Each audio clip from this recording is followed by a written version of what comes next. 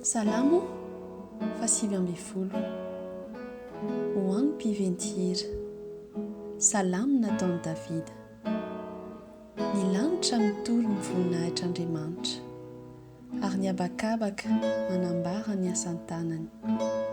Ny andro samy miteny amin'ny andro mandimby azy, ary ny alina samy manolom-pahalalana amin'ny alina mandimby azy. Tsy misy teny na fiteny anefa, tsy re izay feony.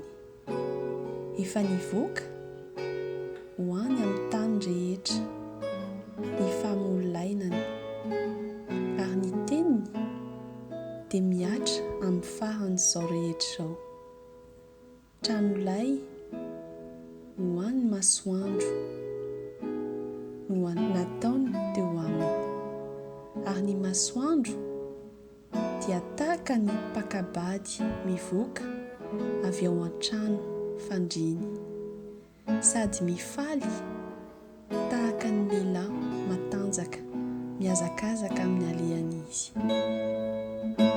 Any amin'ny faravodiny lanitra ny fiposahany, ary ny alehany dia hatramin'ny farany koa, ka tsy misy takona amin'ny hafanany. Tsy misy tsiny ny lalàn'ny Tompo. Mamelombelona ny fanahy, mahatoky ny teny vavolombelon'ny Tompo, mahendry ny kely saina, mahitsy ny fandinindin'ny Tompo, mahafaly ny fo, madio ny didin'ny Tompo, mampazava ny maso, madio ny fahatahorana ny Tompo, maharitra mandrakizay, marina ny fitsipikin'ny Tompo, eny mahitsy avokoa.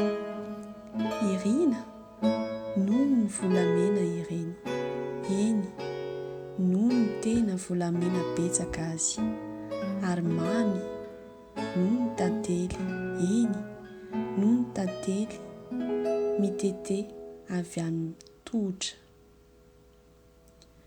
Ary ny mpanomponao dia hazavainy ireny, amin'ny fitandremana azy misy valiny lehibe. Raha ny fahatsotsana dia iza re no mahalala izany? Ataovy tsy manatsiny aho ny amin'izay ota tsy fantatra. Arovy ny mpanomponao, tsy ho azy ny ota saisay. Aoka tsy hanapaka izany, dia ho marina tokoa aho, ka tsy hanatsiny ny amin'izay fahadisoana lehibe. Aoka ny teny vavako sy ny fisainan'ny foko, samy ankasitrahana eo amasinao, Tompo, vatolampiko sy mpanavotra ahy.